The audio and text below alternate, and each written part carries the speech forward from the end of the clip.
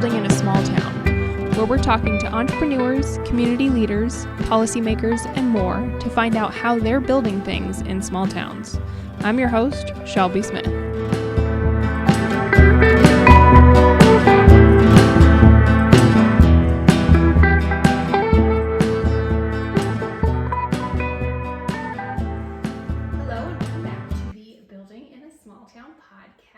Today I am joined by an inventor. This is my first inventor that I've had on the podcast. I have Billie Asmus of Repaint Trays and Repaint Studios. So thank you for venturing down here and joining me today.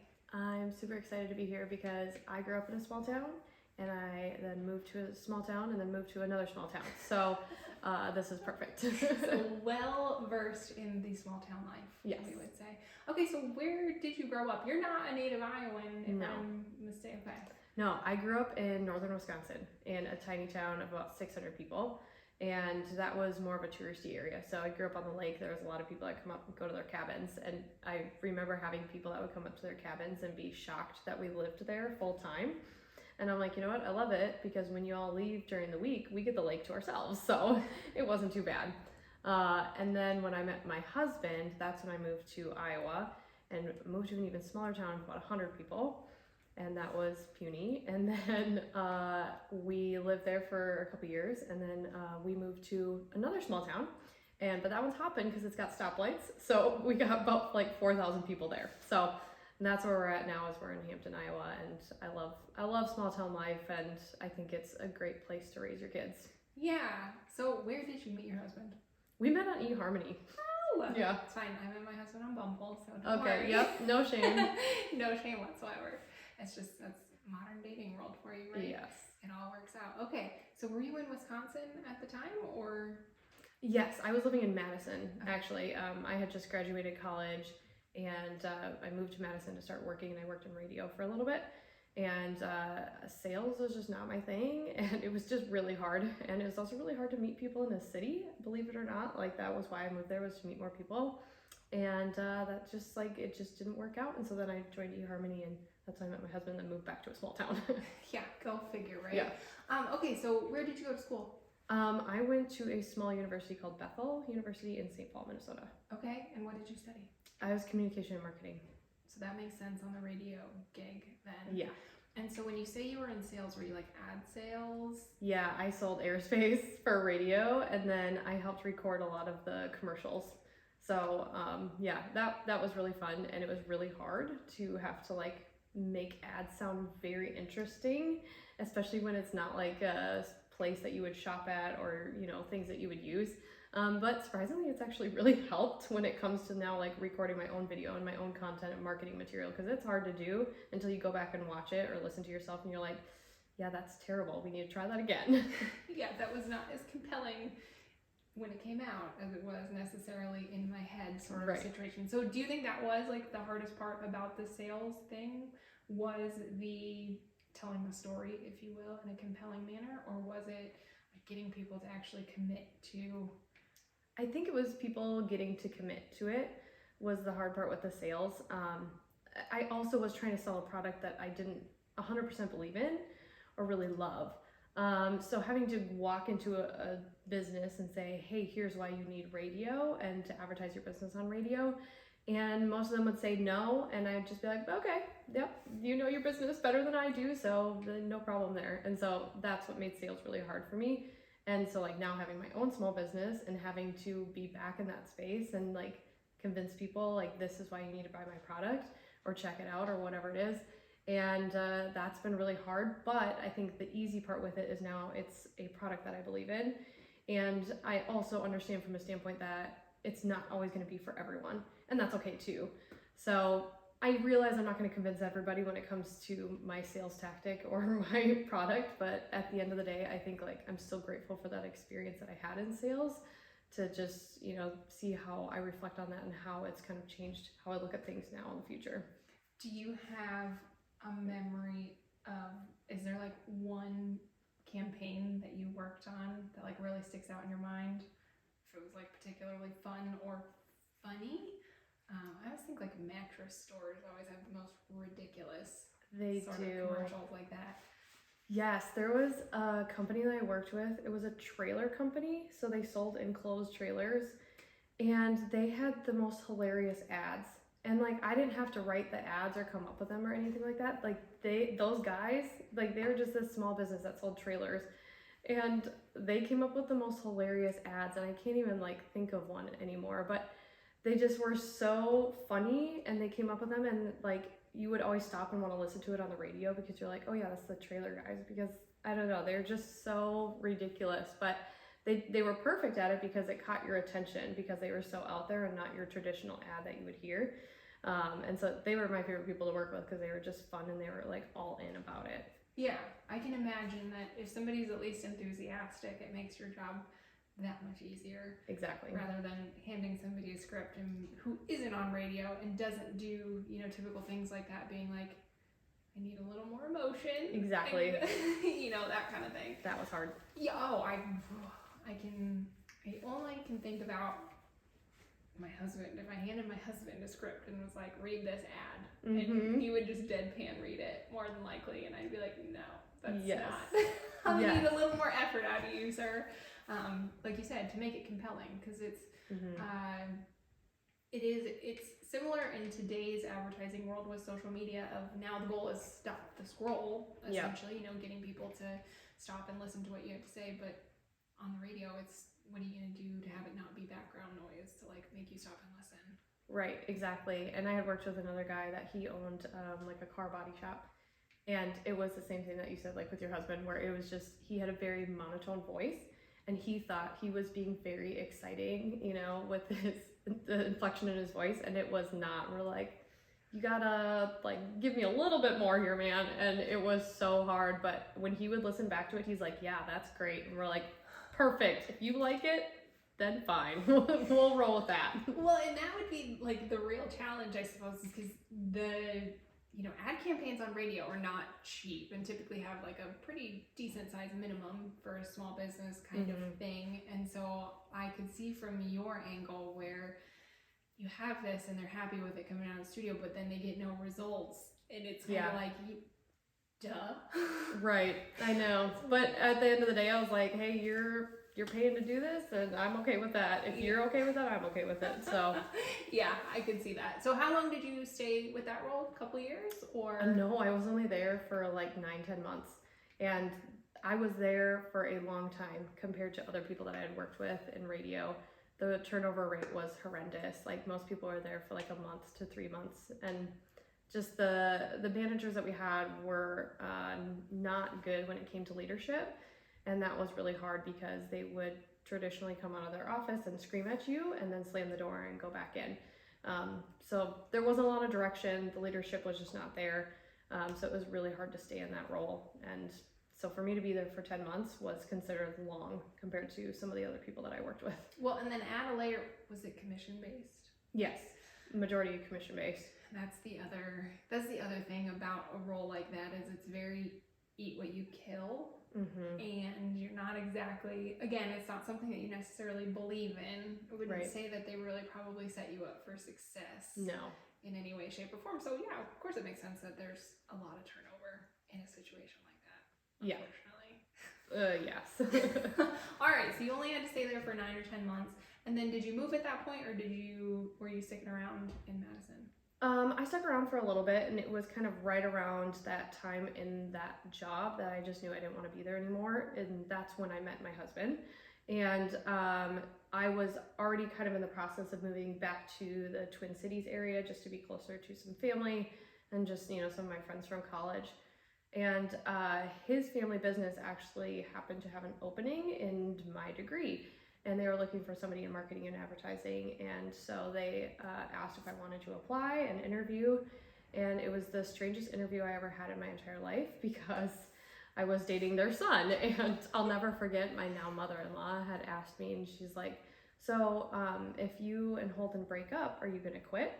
And I'm like, well, I don't know. If we break up, are you going to fire me? Like, it goes both ways. And, we just kind of laugh about it now. But Go you, though. Yeah. Dang, I'm glad that you, struck back with that, because, I can see it from both sides. But yeah. Shoot, imagine being in an interview and somebody's like, oh, gosh. I mean, what else do you ask in that situation? Because I'm like, I mean, I don't know. As long as we're still civil, if something does happen, then, you know, I'd probably stay here. I don't know.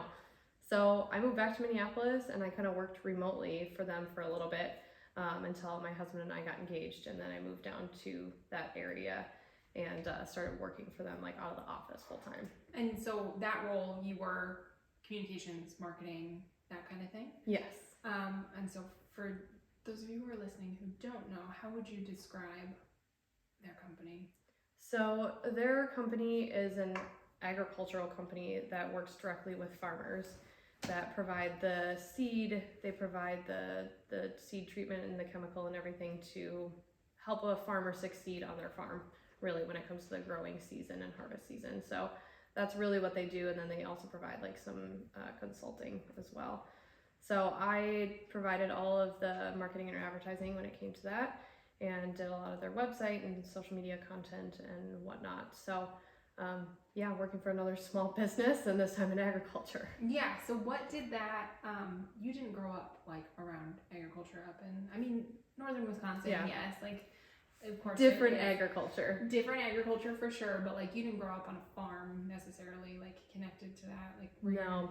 I grew up with chickens, and the closest thing to a John Deere was a lawnmower. So that was my extent of agriculture with what I grew up with. But I mean, otherwise, yeah, in northern Wisconsin, we had a lot of dairy farms, and that was about the extent of that. Sure. So this is a very different world, because that's, I would call it north central, northwest Iowa. Like that is row crop country. Yes. You maybe will see some head of cattle occasionally, but mostly no. Like it's seas of corn and soybeans, kind of a thing. So a little bit of a different scenery, shall we say? And then I got to imagine what were your main marketing campaigns that you were. Farmers are an interesting beast to market to, as I'm sure you quickly found out. Yes. So what were your initial strategies coming in? I think the toughest thing is I had to think like my grandpa, because the average age of a farmer is like 65 years old. And I guess I shouldn't say grandpa, because now I realize my parents are 65. My grandpa's like in his 90s now, so I guess now I would have to think like my dad. Anyway, so I had to think of like, you know, what are they paying attention to? What do they like to listen to or read? What are the types of information that they're seeking? And also just learning about how they typically buy. And any man, like this is literally like a study that we covered in college, which is still relevant to today, is if you were, they did a whole tracking system that people volunteered for. They put tracking on women and they put tracking on men going into the same store and just tracking how that they buy. And if you look at the tracking system, women would go up and down every single aisle, because they want to browse, they want to see, okay, what's on my list that I might be missing or something. I want to make sure I find it. A man will walk into a store, they go one place, and if they don't see what they're looking for, they leave. And that's literally in and out. And so it's so funny looking at the map of that. And so I had to literally think like a man when it came to these advertising campaigns, and thinking, okay, if a farmer or a man was going to come into this store and ask about something, you know, what's going to be the easiest way to reach them right away without them not leaving the store without finding what they need. So having to think from that aspect was really hard, in just targeting them, because they're not always on social media and reaching them. So it was a lot of the radio and having to reach them that way. Yeah, AM 540. Yeah, exactly. AM 540, I feel like that's a very farmer, a lot of AM radio. That's where, you know, everybody says AM's dead. I would say in farm country, it's definitely not. Yeah. I would imagine you had some like direct mail situations. A lot of direct mail, a lot of like email. It was pretty Facebook and Twitter heavy. But I would say like nowadays, if I were still in that role, I think it would start to be changing a lot more, because when I was in that role, you know, TikTok didn't exist yet. And reels were not a thing. Like video marketing was just not that big yet, aside from YouTube. And we did do a lot of YouTube, but it was more of the informational, like, oh, this is what you do if you find this type of, you know, bug on your field. But now that there's a lot more of the younger generation that's starting to really come up into the agricultural world, you see a lot more of them on TikTok and on Instagram that they're trying to put more of that information out into the world of agriculture, that people are really starting to learn more, which I think is fantastic. So if I were still in that role, I would definitely be taking that same route and trying to reach the younger generations. Yeah, because there's a big transition that is coming, with a lot of in general, property all over, forget just agriculture. Like, there's a big transition coming as our parents start to get older and start, all of that kind of stuff. And Exactly. a lot of things are going to change, I think. But that being said, a lot of things will stay the same too. Yes. Yeah. It will still, the younger generations are still listening to AM radio. Like, it's still, I don't know if that's ingrained at birth that we do that, or it kind of seems like it. But I can imagine you coming into that, not having any exposure, and learning it on the fly was its own sort of a beast. Oh yeah, it was a huge learning curve. Yeah, so how long then did you stay in that role and stay doing that? I was there for, I think it was about 3 years, 2.5, 3 years. Okay, and then what? So then it was 2020. So it, like, everything was just really fresh, and it was the beginning of all of the pandemic stuff. So 2021. So end of 2020, I had left my job with the family business, and I had always been flipping furniture on the side since I was in high school. It was always fun for me and something that I wanted to do. And how did you get into that in high school? So I had a dresser in my room that it was white, and it had like this pink floral stencil on it. And you loved it. Loved it. Yes. No, it was in my bedroom since I was like a baby. And I remember getting in high school thinking, like, this thing's hideous. This does, like, the whole teenage drama. I was like, this does not fit my style. Like, all this stuff. And I remember asking my mom if I could, like, give my room a makeover, make it something better, and like even order new duvet cover or whatever. And she's like, absolutely not. All that stuff is expensive. And I'm like, okay, fine. Well, can I at least paint my furniture? And she's like, yeah, fine. The furniture's already old. And so that was kind of like my first take on DIY. And even then, like, in 2008, nobody was really doing that, or I don't even think Pinterest existed yet. I don't think it did. Yeah, and so I had no idea what I was doing, nothing. And so I just like went into the hardware store and just bought a can of paint and some spray paint and called it a day, like that was the extent of it. What color did you paint it? Gray. And then I spray painted the handles black. How millennial of you. Right? I know. That's so basic. And it's in my daughter's bedroom now. Isn't that funny? I still have it, and it's still the gray and the black. And someday I really want to flip it again and accurately, do it the right way. But that was like my first take on it. And I loved it, like, from that moment on, and wanted to kind of keep learning it. And so after I had left the family business in end of 2020, I had started my own small business of refinishing and restoring furniture. And so I was doing that for a bunch of other people. I was trying to, sell some stuff on Facebook Marketplace. We had our daughter in 2019, and so I also kind of wanted to try and stay home with her a little bit more. And so I started doing that, and that ended rather shortly when I came into the idea of my product, and I was not prepared for that. Okay, so when you were flipping the furniture, did you get into that as like a creative outlet? Were you looking for something more creative? You strike me as a very creative person. Was that like the draw of being like, yeah, try and make this a business? Give me that kind of Yeah. So when my husband and I had moved, the house that we bought was a complete flip. Like, there was orange shade carpet in the bathrooms. Like, there was no lighting. We had to completely redo all the electrical just to have lights, because everything was lamps plugged into the outlets. And it was a complete gut flip job. And it had always been on my bucket list since I had been doing furniture and just kind of some small things on the side to flip an entire house, because I really wanted to challenge myself. I really wanted to figure out how to do some more things. And so that's how I really kind of jumped into all of that. And I started flipping a lot of my own furniture and just sharing it on social media. And that's how it turned into a business, is because people asked if I would do something for them, because they had a piece that was handed down to them from their grandparents or whatever, and they just didn't know what to do with it, but they didn't want to get rid of it.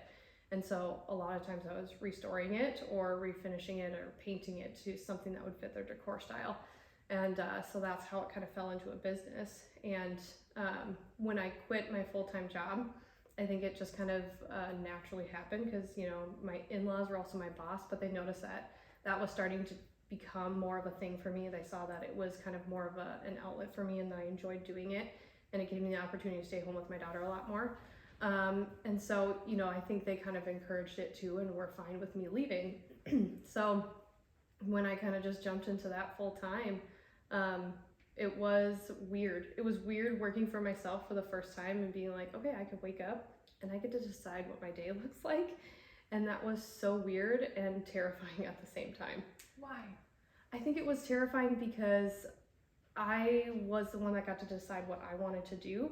And somehow I was worried I was gonna like screw it up and like disappoint somebody. But I realized, like, okay, I'm not gonna disappoint anybody but myself. And that's what I have to decide what I'm gonna do with my time. Mm-hmm. Yeah, no, that makes, I mean, it makes sense. It's one of those things. It is, freedom is amazing with it, but it also can be kind of daunting, especially if you've never done it before, and, you know, putting yourself on your own schedule and making sure that you have the discipline to stay on it, because, you know, at the end of the day, you're right, you get to decide what to do, but also nobody else is going to do it. Right. Kind of a deal. So talk to me a little bit about how you figured out pricing when you first started doing those flips. Based on the face you're making, I'm going to say that it was a little bit of a rocky road, potentially. So. It was, yes, it's hard. I think when it just comes to like pricing out, one, what are you worth? But two, you know, what is the value of the piece of furniture that you're flipping, whether it's something that you're flipping to sell yourself or if it's for a client. And a lot of times I would just value it off of like how difficult the piece was and exactly what they were looking for.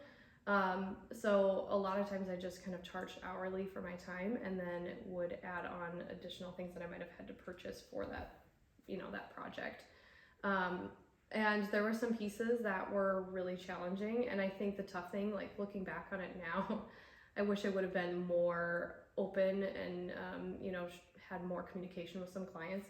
I think as a business owner, you might be very gung-ho about taking on any client that you might just get, no matter what that might look like. And I think at the end of the day, I wish I would have told myself like, hey, hone it in a little bit. It's okay to say no to people.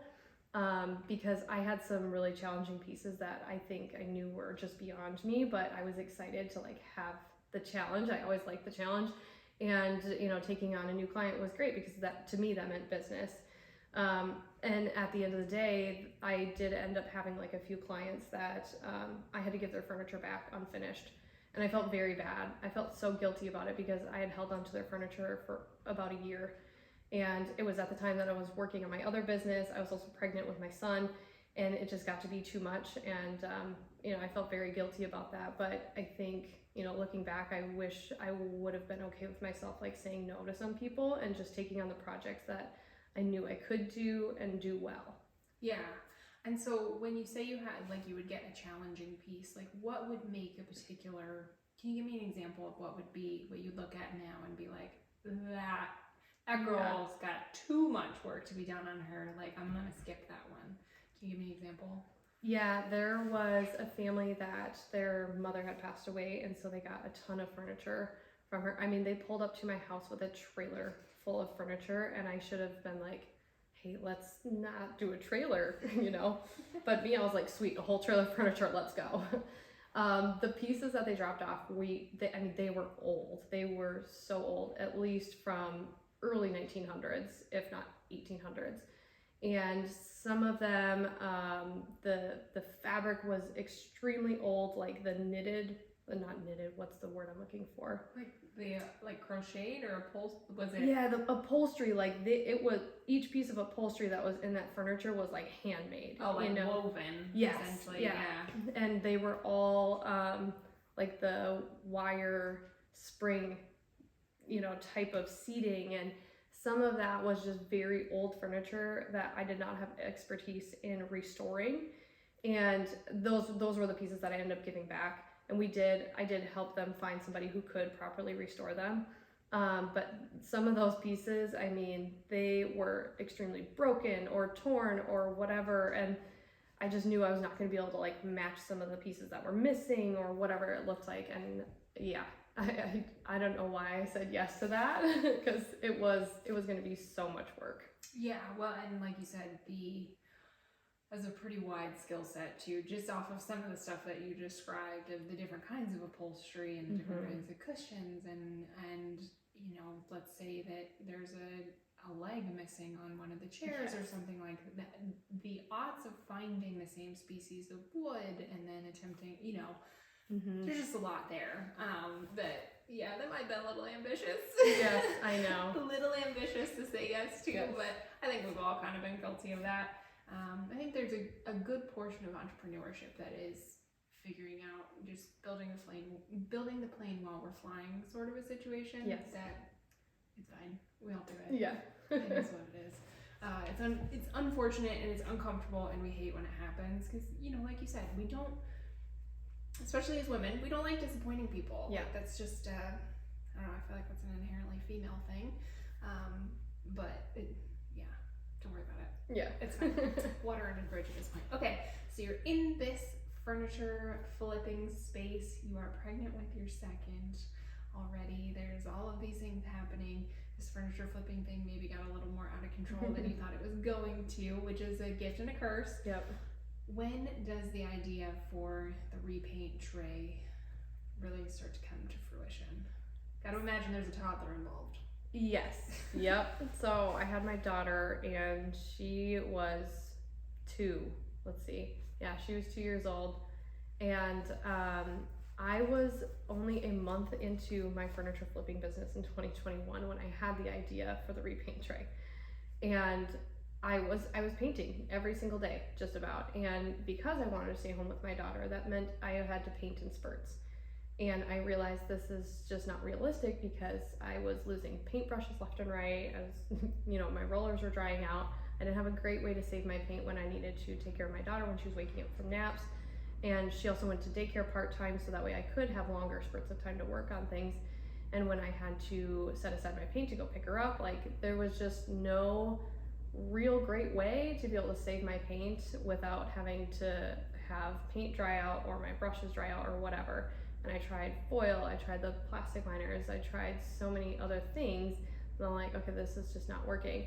And I'll never forget when I had the idea, because I was in our laundry room and I was washing my painting supplies, and I looked at my garbage filled with plastic paint tray liners, and I'm like, okay, this is not sustainable, this is ridiculous. And so I went to Amazon, I went to Google, and I searched for a reusable paint tray liner, because I thought, okay, I'm just gonna drop the money on a reusable one and never have to buy another one again, because this is driving me crazy. And then I realized this did not exist. It's like, first of all, how does this not exist? Because it seems way too simple. And then second of all, it freaked me out, because it just I was like, okay, here's an opportunity. Do I want to take it? And the rest is history. Yeah, okay, so you are your own market at this point, 1,000%. You're like, I don't want to do it this way anymore. There's got to be a solution already existing. You go on the Googles. Yep. There is a glaring gap in the market. Do you sit with that for a couple days and think about it, or what are the next steps then that what do you do? So when I had the idea, it was kind of like this gung-ho type thing that I'm like, all right, this doesn't exist from what I can see. This does not exist. So I can do something with this, and if it's not out there, then I better start working on this now before somebody else does. So I think I only gave it a few days. I remember talking it over with my husband, and I was like, listen, I have this idea. Is this crazy? And he's like, yes, but you can do it. And mind you, my husband, he's so supportive. I'm not kidding when I say I could be a belly dancer full time, and he'd be like, you got this. You're amazing, So he's been so supportive, it doesn't matter what it is. So for me to say this, and he's like, yeah, you can do this. So he had got me in contact with one of his friends who does he does CAD designs and patent filings for agricultural equipment. And so I'm like, hey man, can you just do a basic search for me on the US patent website and just see if there's anything out there, and maybe you can help me put something together.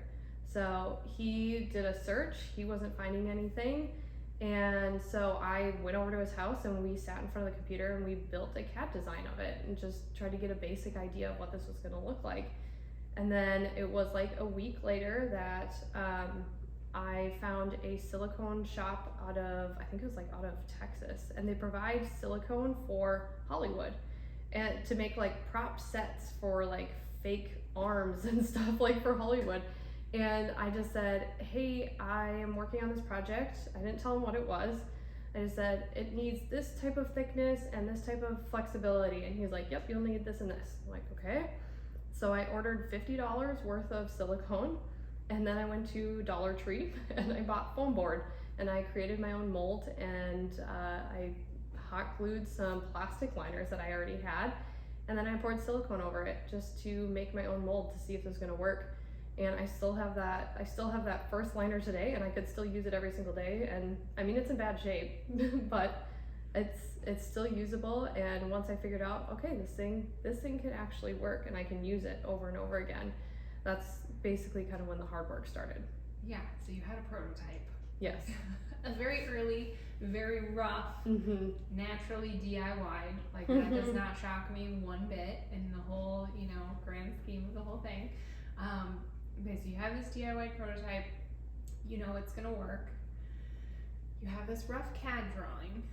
Are you at that point thinking, I need to get a patent, or like I need to get that patent process started now before I talk to manufacturers, or like talk to me about that, because this is a whole world that you don't really know anything about. Yeah. Like, you are learning this on the fly. And also in the back of your mind you have to be like, how has someone not thought of this already? Like, I better hurry up. So tell me a little bit about that. Like, what's next? So when I had the idea and I had the CAD design, I had a friend from high school. She had just recently posted about how she got a patent for a product that she was working on. And so I'm like, I'm just gonna reach out to her and just ask her, how do you do this? And what kind of product did she? An adult toy. Okay, fair enough. Let's leave it at that. Well, silicone might be involved. Yes, exactly. Too funny. All right. Yeah. Anyways, it doesn't matter how you get to the process. She was very open about it. She posted it on Facebook, and so I was like, you know what? Doesn't matter what the product is, but she's gone through the process. She understands it. Too funny. I know. Sorry. No, it's fine. You find experts everywhere. I know. It's one of those things. It doesn't matter what it is. She's been through the process. Exactly. Like, so okay. Sorry. Continue. Didn't mean to derail that one. So I reached out to her and I just asked her, I'm like, how do you even begin this process? Because I've never done this before. I don't know what the cost is. Is it worth it to go through this? And so she got me in contact with a patent attorney, and we filed a provisional patent. So provisional patent gives you 12 months of safety, really, of a window to be able to kind of work out the kinks of your product, figure out what's gonna work, what's not gonna work, what are the details that you need to put in there. And in the provisional patent, you leave it very vague. You basically have the dimensions, and that's about it. You don't want to say like what materials you're using, or necessarily like what it could be entirely made out of or used for. Like, we even put in like the provisional patent that it could be made from wood, just very broad things, so that way if somebody were to stumble upon it, then they don't know really how they could possibly replicate it to maybe steal it and use it. Because a provisional patent is very temporary. It just gives you enough safety and enough of a window to be able to keep working on things. So I quickly filed a provisional patent because, one, I needed to do more testing, and two, I didn't have enough money to really put towards a non-provisional patent, which can last up to like 20-25 years. I was gonna say, what's like an average ballpark of getting a real patent? Like, what's the cost, provisional versus full. Yeah. I mean, it ranges obviously depending on your lawyer and fee structure and all of that stuff, but like, do you have a ballpark? Is it usually a range? I imagine you know a little bit about this now. Yes, yeah. So a provisional patent can be anywhere from like $250 to $500. Okay. And that lasts you a year. The non-provisional patent, like you can depending on the type of patent and what's all in depth with it, anywhere from like $2,500 to $100,000. Yeah. And again, it just, like you said, it depends on the type of the product. It depends on the attorney that you're working with, and your attorney's going to have fees, and then the U.S. Patent Office has fees, and there's so many things that are involved. And the way that I tried to save cost on that is I wrote my own patent, essentially, so that way it was less work for my attorney to do, and just said, this is the gist of it. I just need you to read it, revise it so it makes sense from an attorney standpoint and from the U.S. Patent Office standpoint, and then file it. So really the cost for me the first go around was probably around that $2,000 mark for him to read through what I had put together. Otherwise it was likely going to cost me at least $5,000 for him to put it together. So once that is filed, it can sit in the U.S. Patent Office for at least a year before you even hear back.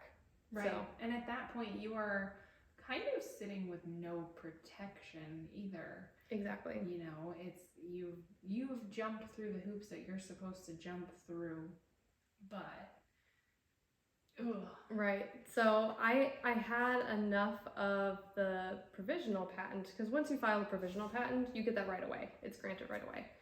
So it was enough protection for me to continue to work on it and ask some people some questions without going too in depth about what I was working on. And so I kept my product, the Repaint Tray, I kept it a secret for an entire year. And even though I had the provisional patent, I just still was unsure of the route of how I was going to do this. And so I kept it secret for an entire year. And it was at that point that I ended up going back to school to kind of figure out, okay, how can I put together a decent business plan? Who really is going to be my audience with this? Is there truly going to be a gap in the market? I just needed to understand this from a broader perspective, because the last thing I wanted to do is put in all this time and effort and money into something that nobody wanted to buy. And so going back to school, I think I spent like $300 to enroll in the class for the semester. And what class was it? It was like a business venture class through NIAC. So yeah, and they just teach you to go through all of those things, and then at the end of the class you have a pitch competition, and you have to pitch your product or your business or whatever it is. And it was at the end of the class that I realized that they announced in the newspaper who was going to be winning or anything like that. And then if you also place in your class's pitch competition, then you are automatically qualify for a larger pitch competition through EntreFest, which is in Iowa City. And so because I had placed in that one, I was automatically going on to pitch at EntreFest, and that was for $10,000. And was this pitch competition, the very first one that you did, was this your first time like revealing Repaint Tray to the world? Yes. And you inadvertently doing so, I guess. Exactly. Okay. The only reason I brought it to the public and like shared something on social media is because they were going to share about it like in the news and in the papers, and I was like, I would like to be the first one to say something about this. And so I went on live on Instagram, and I just like, hey, like, this is what I'm doing and this is what it is. So if you hear about it, like, that's why. And I was so awkward with my first video. It was so bad. But yeah, that's the only reason I started talking about it. And then people kind of just like followed along with the journey for the last year. Yeah. Okay. So you placed in your first pitch competition. Which, had you ever like been involved in, been around a pitch competition prior to that? No, not at all. That was my first experience. And how long was so for those of you who are unfamiliar with pitch competitions, they can like be very wide ranging in terms of what they cover, how long they are, the style, like the things that you're scored on, like it's a very wide variety. Mm-hmm. And so I have been involved in ones where your pitch is a minute and a half all the way up to like your pitch is a full hour. Like it's So what was that with first one? 5 minutes, 10 minutes? 3 minutes? With the class that I was a part of, I think we got 7 minutes. Okay. And then with Entrefest and that competition, I think it was either 5 to 7 minutes, somewhere in there. So, and I had, when I went on to Entrefest, so when I was in school, I was pregnant with my son, super pregnant. And then when I went on Entrefest, I was only 4 months postpartum. And I almost didn't go to that because I had my son at home and my daughter. And again, my husband was just like so supportive, and he's like, no, you need to go. Like, if you have the chance to win some money to actually help your business, like, you just need to go and do this. And I was like, okay. So he stayed home with both kids, and he did it all just so I could go and pitch. And how did it go? I ended up with 3rd place. Okay. So, and I'm still friends with the people I pitched against and stuff, and we've been very supportive of one another in our businesses. Yeah. So 3rd place, which was good enough for some funding, right? Yep. I'm pretty sure they usually award top 3, don't they? Yep. And so it was about, I think it was $5,000. Okay. Nice, good little chunk Yep. of change. But so up until that point, had you really thought about funding options, funding opportunities? Had you really gotten into the really expensive stuff yet? Did you know it was coming? Like, talk to me a little bit about that of, you know, I have this idea, there's this invention, like, I know I need silicone, I know I need some things that are machined. Did you have any concept of how expensive all of that stuff was going to be? Yes and no. I had spent a majority of my time when I had my provisional patent, even like before I went into school, I was just interviewing people constantly. I just was interviewing manufacturers, other like business advisors, and just trying to get an idea of like, what is this journey even gonna look like? Because I don't know how much this is gonna cost, you know, where is this gonna be manufactured? And the hardest part was that very few people would give me the time of day. That was probably the most frustrating part, is one, because I was a no name, you know, I didn't have an established business. I just had an idea, really, other than my very basic prototype. And so for me to approach a manufacturer with this and say, this is what I have, you know, it was a lot of, they would say, well, we get calls like this all the time, you know. And I had another guy, he was like, well, you're not 3M, you're not gonna be able to give us $1 million order, so you're not worth our time. And I had another gentleman, I don't even want to call him a gentleman, that like, I called him and I gave him like my whole spiel, and I just said like, this is what I'm working on, I'm patent protected, all this kind of stuff. And he goes, have you looked on Amazon? And I wanted to punch him in the face. I was like, sir, yes, I have looked on Amazon. That was the very first place I went. You think I would file a patent and go through a prototyping and go pitch and go back to school without looking on Amazon? And I don't know, it was really hard. It was really hard that first year trying to gather pricing and figure out what it was going to cost me. And from what I gathered of my information, it was going to cost me anywhere from like $5,000 to $100,000 just for a steel mold, just to make the product. And that's not even including like the raw material. That's not including the shipping. That's not including packaging or any of that. You know, that was just for the mold, just to make the product. Right. And so as you look at that then, like you have that staring in your face, and don't you love super wide ranges like that, where you just can't narrow it down? And so yeah, good luck budgeting for that one. But as you have that staring in your face, are you going, what am I gonna do? How am I gonna, like, you know, how does that process, what does that look like on your side? I think when I was kind of still staring down this tunnel of like, what is this gonna look like? It somehow didn't scare me for some reason, even with a price of $100,000 mold. I was just thinking like, okay, it's just like another step in the process that I have to figure out how to do it. And that's exactly what I did. And so we had a friend that he's tried to invent some products in the past, and then just some things kind of fell through, but I knew that he had experience kind of in that space. And so I had reached out to him and I just said like, I need your understanding of this. Like, do I do crowdfunding? Do I work with venture capital? Like, do I just try and fund a lot of this stuff myself? And he's like, yeah, you know, there's some different things that you could do, but I have this group, I have a mastermind group, you should come and be a part of it. And you might be able to kind of get some more experience from other people in that group too. So I ended up going to his event and joining his mastermind group. And through that, I was able to find my current business partners to be able to help start the manufacturing process and actually get correct numbers in that whole thing. Yeah, that's good. Because having a much narrower range, if you will, Mm-hmm. gives you a better target to shoot for. And it may be completely off by the time you get to the end of it, but it doesn't matter. At least you had something that you were rowing towards, rather than a $95,000 spread Exactly. of what it potentially could be. Okay, so then you get connected with these business partners. Then what? Are you searching around to get a mold machined? Had you gotten that far yet? Yeah, so the business partners that I have, that was like a weird story in and of itself. So I'm gonna backtrack a little bit. So when I joined this mastermind group, there was 3 meetups in a year, and I was originally gonna go to the one in Iowa because it was closest for me. And then I realized that Kevin Harrington, the original shark from Shark Tank, was gonna be at the one in Florida. And I didn't think I was gonna make that one because some of the dates that were, just not lining up. Well, as the date got closer, I realized, oh my gosh, I have my dates wrong. I could go to this event. And so it was like 3 days before going to Florida, I booked a ticket and I flew down there and went. And so I was able to have this hot seat with Kevin Harrington because I'm like, okay, he's been in the product world. He understands like bringing something, from scratch into the world. So now's my chance to ask him, what do you do? What would you do with a product like mine? And how would you make this happen? And so I pitched it to him and he thought it was a great idea. And one of the other mastermind members, he kind of piped up and he's like, you should introduce her to the Lockers.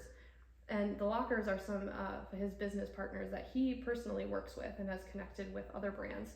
And they happen to be in Florida the same time at a different event for the PGA Golf Tour. And Kevin was like, what are you doing tomorrow? And I'm like, well, I fly out in the afternoon. He's like, all right, we're going to get you in the morning so you can talk to them. And it was just super spur of the moment. He got me into this PGA Golf Tour show.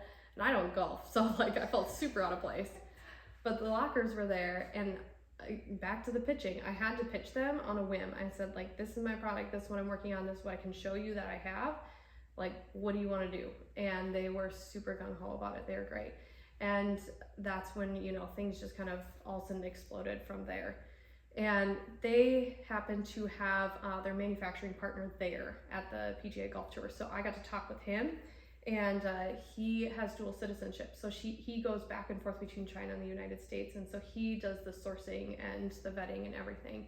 And so he was able to find the manufacturing that I'm able to work with. So it's fantastic because he is my eyes and my ears and who he's talking to overseas to making sure that everything is, flawless, so to speak, in the process. Gotcha. Okay, so that business partner relationship then did you end up giving them an equity piece to become involved? Yes. Okay. So they do have a small portion of equity, but there was no capital that was involved. And so most of it is for their resources, and they help manage all the manufacturing, the shipping, logistics, fulfillment, and everything like that. So that is a huge weight off of my shoulders that I don't have to manage for sure. Yeah, definitely. And the dual citizenship piece and being able to be over there and boots on the ground that is massive. Totally worth it. Yeah. Totally worth the small piece of equity. I think I would do the same in your shoes. Okay, so you get hooked up with these guys. So then do things start really accelerating in terms of getting the mold machined, all of that? Yes. Okay. Yeah, so then they were able to give me some proper quotes on what it was going to cost. And then we started an official prototype aside from what I did, because I was never able to actually properly mold a lid. That was the tough part with, just doing home prototyping. So they put together an official prototype for me, which cost me I think it was about $6,000 for one prototype. And then from there, we figured out the pricing. We had to figure out the thickness of the liner, the thickness of the tray, how heavy it was going to be, how thick the lid was going to be, all these types of things that we needed to adjust to make sure that it was going to work properly. And I believe the steel tooling for the mold itself was about $35,000, and which was significantly less than $100,000. And so I was okay with that. And then when it came to my first round of inventory, it cost me about another $65,000. Right, just to get product landed to then hope that somebody buys. Exactly. Yes. Exactly. Okay, so you have, at that point, are you going, I need to be looking at maybe some pitch competitions? Yeah. Did you go the crowdfunding route? Did you do pre-orders? What did you do to try and like alleviate that initial like ooh situation? Yeah, I did so many different things. I think originally I was like, I'm not going to get rid of equity. I'm going to try and hold on to my business for as long as I can.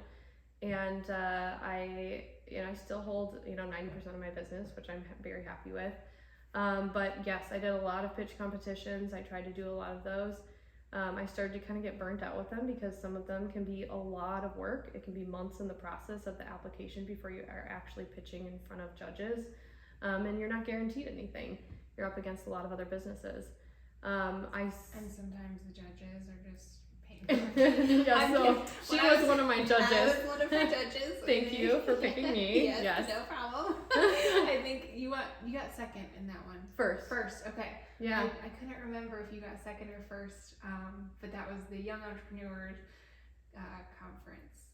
Yeah. 2022, maybe 2020, or maybe it was last year. I think it was last year. It was last a year. It was very simple. Yeah, I think it was a year ago, February. Yeah, about a year. About this time. Yes, because I had not painted this place yet, and I just remember when you were, because somebody had asked like what your target market was, and I'm on your judging panel, and I turned to them and I said, I am her target market. Yes, I was so excited when I heard that you were going to be on the panel. I'm not going to lie, because as you were giving your speech about your business and the crickets and everything, and you're like, oh yeah, we almost got selected for HGTV and we're working on flipping, and then I heard you're on the panel. I'm like, yep, she will get it. She understands. Yes, there will be no need to explain this to her. Yes. And you didn't need to. I was 1,000%. And so I was just like, I am her target market. I don't know what you were talking about.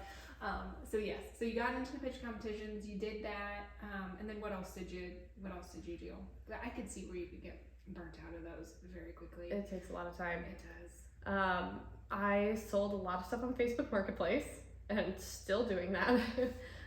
When you say a lot of stuff, you mean like furniture? Yeah, so I still had a lot of my own inventory from my furniture flipping, and so I ended up selling a lot of that stuff. Just some things that we had in our house that we weren't using, I would sell that on Facebook Marketplace. And I did end up taking out and using my retirement fund, and I think that was really scary because you don't want to use your backup. And I think when I got further into the process and I realized I need this money to actually make something happen, I realized, okay, this is real. This is super real, because it's not just pitch money here and there. Like, this is a good chunk of money that I'm pulling out that is kind of my fail safe, and I'm draining it. And that was scary. And I remember calling the guy that was, holding the funds, and he's like, you know what? I'm proud of you. He's like, usually I advise against people pulling out retirement funds, but I always say if you're investing in something, you should invest in yourself. And he's like, I think this is a good investment. And I was like, awesome. Okay, thanks, Rod. I appreciate that. So yeah, there was a lot of other things that I tried to do, just make it happen along the way. You were just scrapping at that point. Still am scrapping. Yeah, aren't we all? Amen to that one. Okay, so you get enough money together between all the different things that you're doing to get this initial manufacturing run going. Mm-hmm. When you got your prototype that cost you $6,000 for your first tray, yep. Was it what you wanted?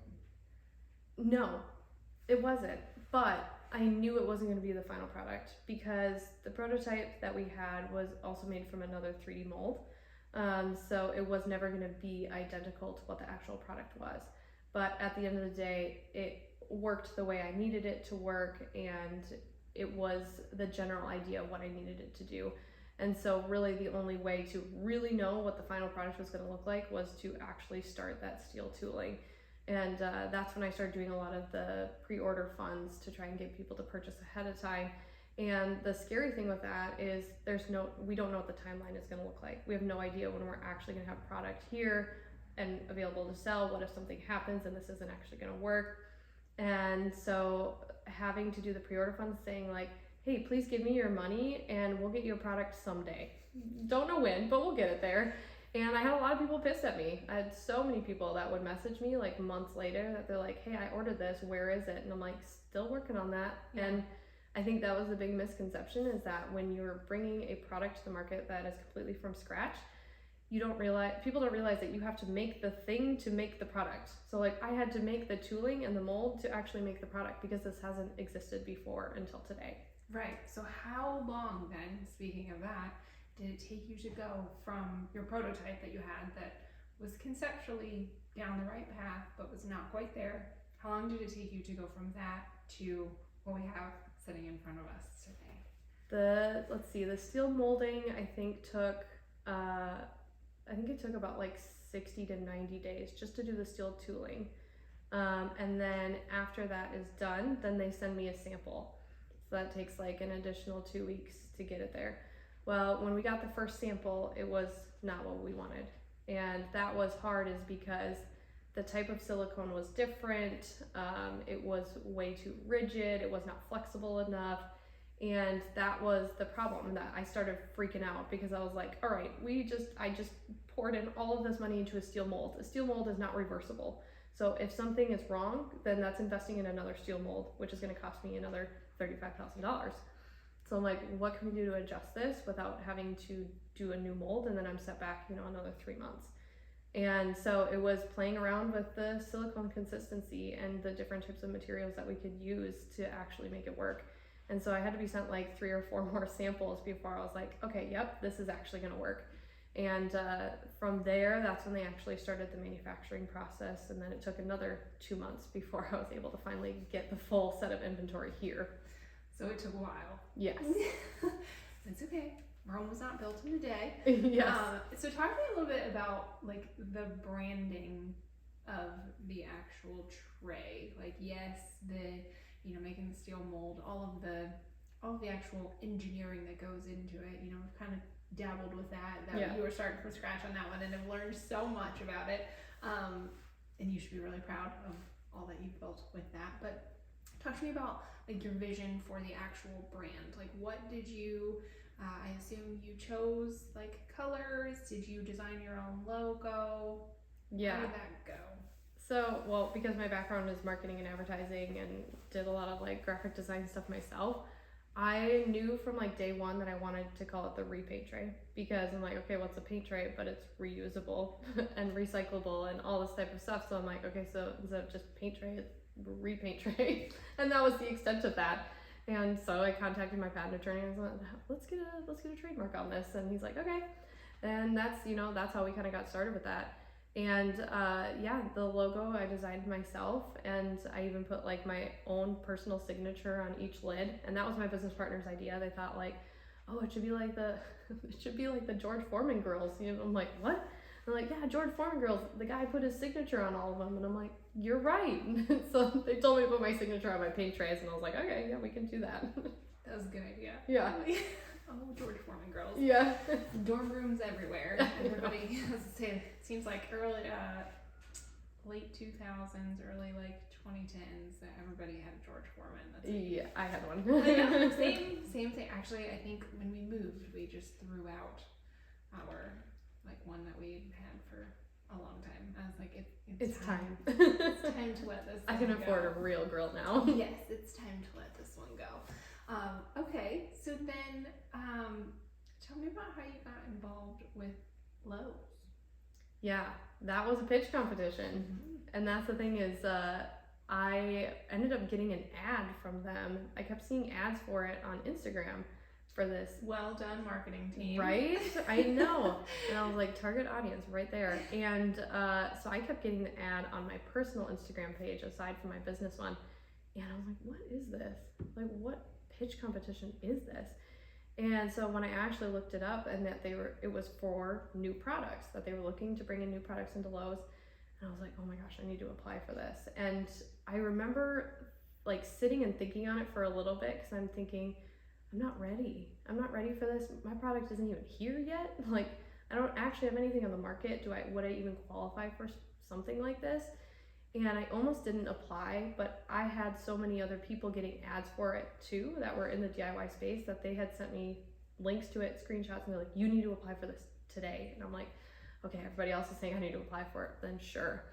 And so I went through the application process. I took a wild guess on when my product would actually be here, because that was the stipulation, is like you actually had to have product. And I'm like, I don't, but we're gonna just make something happen here. And when I went through that application process, I mean, it was extensive. I had to submit a video, I had to submit this whole ordeal, I had to like sign up for this account for all this other stuff, I had to find all this information that I'm like, I didn't even know this existed in the product world, but okay, I have to find it. And I submitted it, and then I just waited. And I'll never forget when I actually got accepted to go to the in-person pitch competition, because I had bought my first lottery ticket. I was like, you know what, I'm gonna buy a lottery ticket today. I just, I'm feeling a little bit lucky. We're gonna see what happens. And that evening was when they were gonna announce who was winning the lottery. And my husband was putting our daughter to bed, and I bolted into my daughter's room, and I was like, I got it. And my husband jumped out of her bed, and he's like, what? You won the lottery? And I was like, no, not even close. But I did get in with Lowe's. And he's like, oh, okay, so another lottery. And I'm like, yes. And it was such a wild experience, because it just hit me like a ton of bricks that I'm like, okay, somebody sees something in my product that's in the massive retail space. And this is a global pitch competition. So for me to stand out on paper in a short video out of the entire world who is submitting the same application was just a surreal feeling and a surreal experience to be able to see that, okay, they want to actually see this in person. Yeah, okay, so you get that acceptance email. I'm sure bedtime went real well. Yeah. Yeah. And we had to try that one again. Yes. Okay, so you get this email, ironically the same day that you buy a lottery ticket, yes. Of course. Then what? Like, how long between getting that email acceptance to I have to have my pitch ready, I have to have my product landed, all of these things? How long did you have for a turnaround time? And did you have a date, like, no. yet? Okay. No, I didn't. I think it was like, I got about 2 months. And so it's funny, I had texted my business partner before I had even told my husband that I had made it into Lowe's. And I was like, hey man, you're coming with me because I don't know what I'm doing. And he's like, all right. And he immediately contacted our guy overseas and just said, like, we need to put a rush on this now. And so he was able to crank out like 5 trays right away and get them sent to me. So I had something to bring to Lowe's. And, we were just like, yep, we're going to be landing any day now. In reality, we probably had no idea yet when it was actually going to be here. And so when we get to the Lowe's in-person pitch competition, first of all, just preparing for it in general, I had no idea, because it was so different from any other pitch competition I've been a part of. All the other pitches, you're competing against so many other people in various different industries and businesses and products that you're having to talk about your audience and, what is the opportunity here and all these other things. Whereas Lowe's was looking for something very specific. What is your cost structure? What is your fulfillment like? Where are you shipping? Who are you fulfilling to right now? They want to know all of that type of stuff, as well as part of your story. They want to know who you are as a person.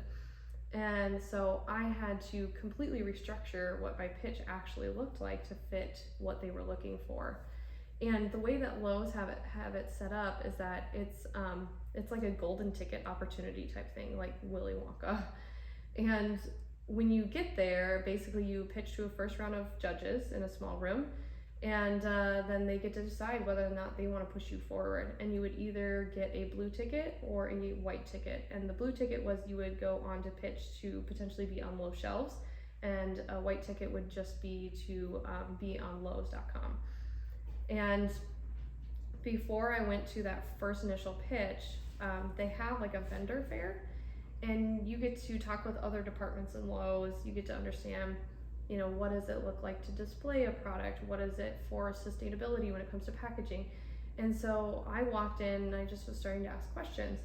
And all the other inventors and businesses that were there were very like black tie, suit, black pants, black shoes, like super formal, hiding their products. Nobody wanted to show off their product at all. And here I had walked in with my paint sweater shoes. I had like bright green pants and like this loud blazer on with like big dangly earrings. And I was like, okay, I gotta dress the part. Like I gotta come in here and actually like show off my brand. And I'm like, what is the point of hiding my product? Like this is already out here. It's on its way. So I'm just gonna bring it out here because people are asking, like, what are you working on? And as soon as I brought up my product, people in this vendor fair in Lowe's were just like, what is that? And just like, whew, like they all just like circled it, and it was such a surreal experience that they're like, I want to know what that is. Like, that is the coolest thing I've ever seen. And so before I went to that first pitch, there was already like this chatter happening between Lowe's executives, and they were like texting other Lowe's people saying like, you got to watch out for this one and watch out for this one. And so going into that first pitch with the panel of like 6 judges, they had already, I think, figured out who I was, and they were like excited to hear what I had to say. So then the stakes were even higher. So I'm like, okay, now they have this expectation of who I am, what my product is, and now I have to impress you. And after that pitch, they're like, all right, I think this would be a good product to be in stores. So they gave me that blue ticket, and that meant I was going to go on to the next round. And that was wild. Yeah, okay, so that's funny. That was a lot. I go back in 1,000%. I know exactly what you're talking about when you go into a vendor fair or conference and everybody's like in this stuffy, like dressed in a really stuffy way. When I was in banking, I was the you with like the loud, like I had pants that looked like wallpaper. They were like, and that's what I wasn't aware. These like stuffy black suits. It's just not me. Exactly. And so it's not like, it's just not going to happen. So I very much appreciate what you did, and I think you did the right thing, obviously, for you. If Lowe's wasn't going to be cool with that, Lowe's wasn't the right fit for you. Right. And like accepting that, I mean, I know that's like hard for some people to maybe be all right with, but long term, it would not have been a good relationship. Right. And you had to hide yourself, feel like you hid yourself, sort of a thing. Okay, so you make it on to the next round. Then what? Yeah, so they handed me the blue ticket to go pitch in person, and I was like, sweet, I have a little bit of time to like debrief with my partner and just go over my pitch again. And I looked at the time that I wrote down on the ticket, and I looked up and I saw that they were escorting me to my next pitch right away. Like, I didn't have any chance to even like open my laptop. And I was like, oh my gosh, okay, like I just got it, this game time. And I walked into the next room, and this guy was already looking at my website when I walked in. And luckily it was just one guy, so it wasn't like a massive panel of people. But he was looking at my website, and I'm like, okay, again, he had to have heard about me from somebody else because he was already researching me. And he's like, oh yeah, I was just looking at your website and stuff. And I'm like, oh yeah, okay, so you already know who I am. And pulled out my pitch and did the whole spiel. And he was kind of shaking his head, and I could tell he was, thinking about it. And then just so casually, he was like, yeah, I think we're gonna put in some orders. And like, it didn't even faze me because I was still in this pitch mode and selling mode, because I went there with the full expectation that I was not leaving until I had a purchase order. I'm like, I'm not gonna fly all the way here to North Carolina to walk away with nothing. And so when he was like, yeah, I think we're done here. And I was like, oh my gosh, I thought like I was literally gonna leave with nothing. And I looked at my business partner, Mike, and I was like, Mike, what do I do? And he's like, no, we're done, as in they're putting in orders. And I was like, oh, thank God, okay. And he's like, let's get a picture. Oh my gosh, it was such a weird experience, and so casually. And he's like, can you come back at 3 o'clock? Like, yeah, okay, what's at 3 o'clock? And he's like, well, maybe have some more details for you then on what this is gonna look like. And so we, go back to the vendor fair, and the people that I had talked to before were just like super pumped when they saw that I got my gold ticket. And they're like, oh my gosh, you're gonna be in Lowe's stores, like this is awesome. And everybody there, like a part of Lowe's, was fantastic. They were so kind and like so supportive, and they didn't even know who I was. So I go back at 3 o'clock, and there was one other business there. And that's when I realized that we were the last 2 people that had actually were in the final for the paint department. And I thought, okay, either they're gonna announce who the winner is, or they're gonna make us pitch against each other. Like, I was not prepared for what I needed to do. And all of a sudden, like, this huge group of Lowe's executives come into this room, and they started with the other business and said, like, we like your product, you're gonna be in this many stores. And then he like turned and looked at me, and he goes, but Billie, I just really think that there's something there with your Repaint Tray, and I'm really excited about it. So I think we're gonna put in a $100,000 purchase order, and we'd like to put you in all of our stores across America. And I was just like, what? Like, what did you just say? And I remember my partner Mike looking at me and he's like, this doesn't happen. This never happens in the retail world. And he's like, I swear we're being punked right now. This is not real. And I was like, oh my gosh, this is so surreal. And then it's just like from there, just things have just kind of like exponentially exploded. Yeah. Okay. It's God, such a good story.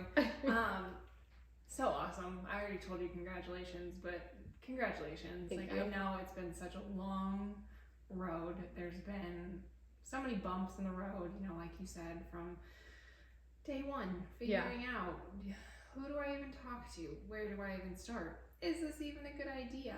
All of those things, you know, to culminate to get that validation from a very large, very well connected, very well established retailer to be like, no, what you built is legit and so legit that we want it literally everywhere. Yeah. It's amazing. Like you should be super proud. I'm very proud of you. Thank you. It's so amazing. So, okay, so you get this purchase order. It's done then, right? You're on all the shelves in Lowe's. Not yet. It's super easy and life's been great. Oh my gosh, no. Now it's just like, now it's the tough part because now I'm entering another space that I have no idea what I'm doing. And so I'm constantly having to learn and figure out how do I navigate this, and just learning the acronyms for everything. It's just like, what does this mean? And then I have to like pull out my sheet and I'm like, what does this mean? And then not only is there acronyms for just the retail space, but Lowe's has their own set of acronyms and I'm like, I don't understand. It's just trying to figure that all out and doing all the onboarding and making sure that everything is taken care of. And you know, in the meantime, between December when I had pitched up until, you know, February, we were still unsure when my product was actually going to land. And our launch date was set for February 1st. And I was like, I actually don't even know when my product is going to be here, but I was still shouting on the rooftops like, February 1st, it's launch day, like, let's go, people. And I'm like inside internally freaking out, like, I don't even have product here in my warehouse. What am I going to do? And, you know, I was just like telling Lowe's, like, yo, we got inventory. And literally the day of launch, I'm not kidding, February 1st, the truck has pulled up to the warehouse. Everybody is frantically pulling out paint trays and then unpackaging them and repackaging them and shipping them out to the hundreds of people that have pre-ordered. And then we're like, hey, by the way, we now have product, like, it's good to go. And I have never been so stressed in my entire life, is just waiting for that product to come in and telling people that it was actually in, even though it wasn't. Yeah, well, and it's so much, this kind of goes back to your sales thing. So much of it is managing expectations. And, you know, you can only for so long keep sort of kicking the can down the road and being like, yeah, no, it's coming, I promise. Like, it's going to be here. Just trust me sort of situation, and that, and all of the other things. I don't envy you to have been in that situation, shall we say. But you are now officially launched. You do officially have product. That first run, will that cover your Lowe's? Part of it. Okay. We'll see. And that's where a lot of the funding comes in and stuff, is now I'm at this point that if I want to grow and if I want to scale, then I will need venture capital. And I think for so long I had this idea that I'm going to hold on to a majority of my business and I'm going to make it happen by myself. And I realized that's just not the case with some companies anymore, that sometimes you just have to take on that outside funding. So I am like right in the middle of working on an investment deal, which is really exciting, but also again like another set of challenges that I have to figure out and navigate, because my background is not finance. I don't understand the investment world, and so having to really learn that and understand it, and also just trust other people's experience and expertise, and that they're giving me sound advice, that's also really scary.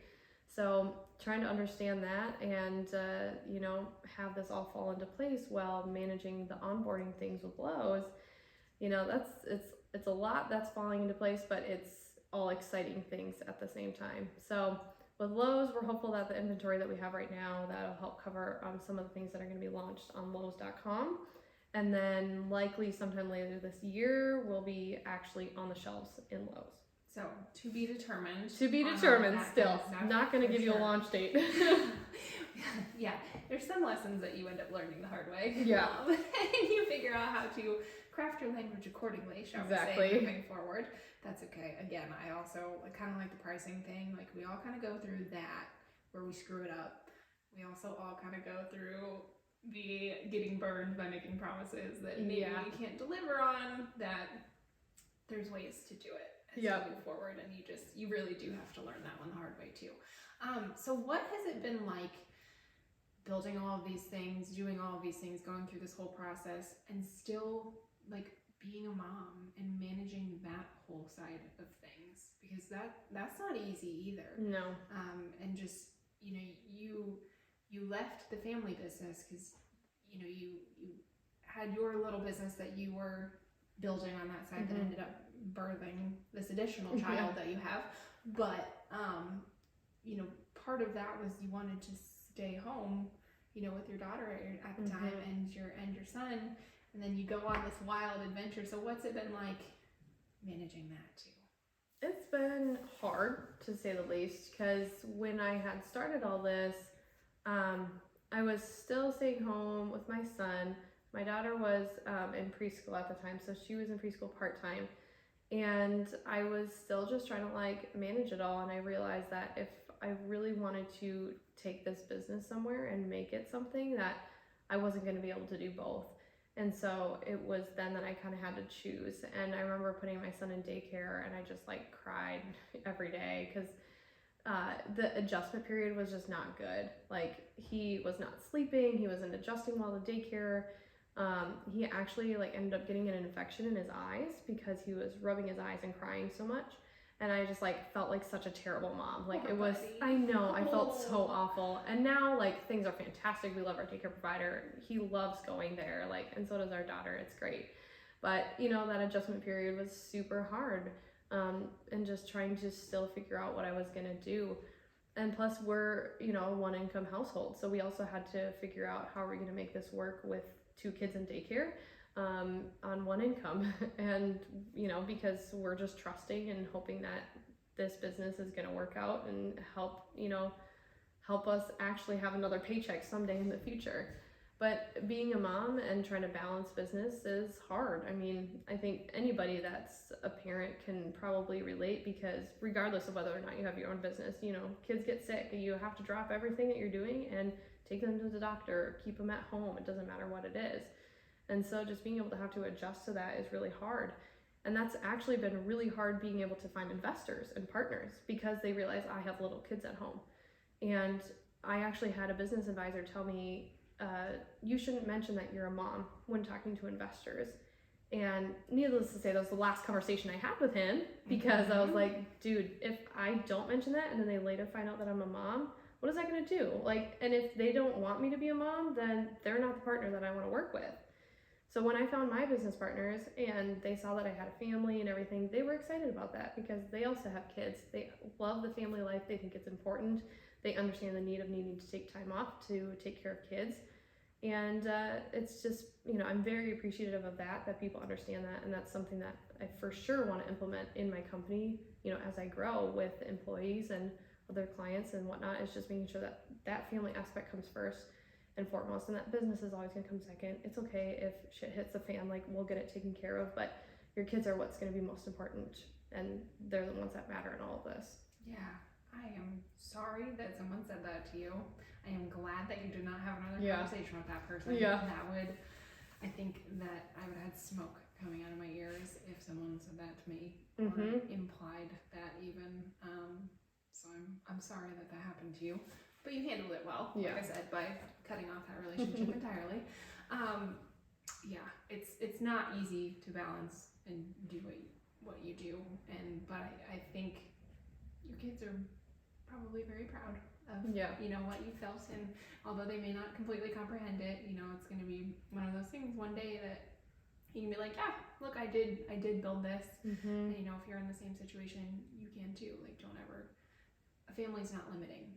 Let's put it that way. Exactly. So what are you really excited about in the next 12 months? I think the biggest thing is just being able to like really get this thing off the ground and running and being available in stores. I mean, it's awesome that I'm fulfilling product now. Like, that's exciting.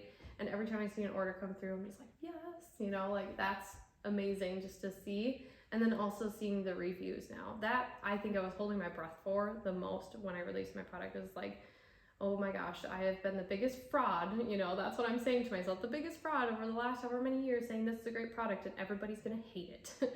And like, God, that's not the case. I've had a lot of fantastic reviews of people saying like, this is great, it saves me so much time, I can save my paint. And so I'm excited to just like see that grow even more just over the next year. And I'm really hopeful to land this investment deal, so that way, you know, I get the funding I need to be able to hire some help for sure, because I'm already getting to the point that like I can't manage this all on my own anymore. And it's exciting but freaky, because then it's like, oh great, now I am somebody's boss. Like, I have to be a leader, I have to take care of these things. People are looking to me for advice, and I have to be the one that makes the decision and have the responsibility of day-to-day tasks. So there's a lot of big things I'm excited for, a lot of scary things, but I figured, okay, if I've made it this far and I can figure it out, you know, like there's nothing I can't do at this point. Yeah, man, it has been a long road, yes. my friend, just to even get you, you know, to this point, like you said, where you have inventory and you see those orders come in and you're like, yes, I can fulfill that, and do all that. So this is gonna, I have a feeling this is gonna be a very big year for you, and it will come with its own growing pains. Oh, yeah. You know, that's as every big leap you take, it doesn't matter. No matter how big you get, the problems are still there. They're just different and or bigger. Yeah. And so I'm not gonna say that it's gonna be a non-bumpy road for you, but I think that it is gonna be a very big year for you. Yeah. So I am very excited to watch you grow through all of it, because I think there's big things on the horizon for sure.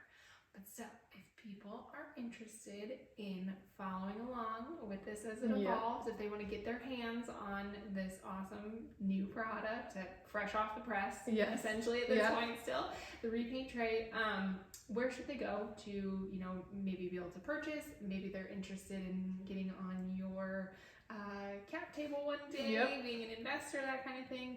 Where should they go? So you can go to the website, it's just repaintstudios.com, and there you can now order, not pre-order, you can order your paint tray and it'll show up a few days later. Otherwise, social media, you can check us out on Instagram, that's where we're the most is, it's just repaint_tray, and you'll see a lot more of our silly videos and stuff there. Yes. Also TikTok, the Repaint Lady.